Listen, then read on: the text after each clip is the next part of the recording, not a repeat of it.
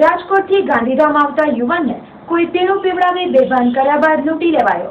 મોડી રાત્રે રાજકોટથી ભુજ આવેલી એસટી બસમાં બીકેટી કંપનીના કર્મચારી એવા રાજકોટના જિગ્નેશકુમાર રમેશ હિંગુને કેફી પીણું પીવડાવીને લૂંટી લેવાયો હતો।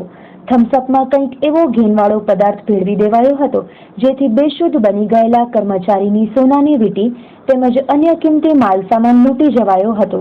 આ બાબત ભુજ એસટી બસ સ્ટેશનમાં ધ્યાનમાં આવતા 108 એમ્બ્યુલન્સ દ્વારા જનરલ હોસ્પિટલમાં મુસાફરને ખસેડાયો હતો। હું જિગ્નેશ કુમાર રમેશ ચંદ્ર હિંગુ તમે જો રાજકોટથી સવારમાં સાંજે 6:30 ગાંધીધામ આવવા માટે નીકળો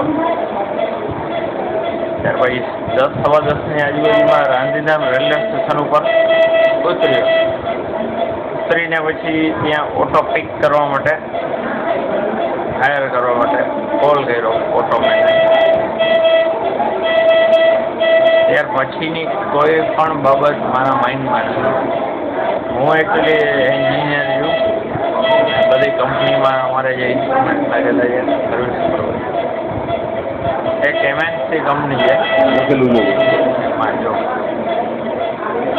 બનાવવામાં એ છે કે મારી 3 ફિંગર રિંગ્સ એમાંથી 2 રિંગ્સ કાઢી લીધી છે, પ્લસમાં મારું જે પર્સ છે વિથ 3,000 રૂપિયા એ પર્સ આખું ચોરી એટલું બધું તો મને યાદ નથી, બટ આજ સવારમાં મેં ચેક કર્યું તો આ 3 વસ્તુ મિસ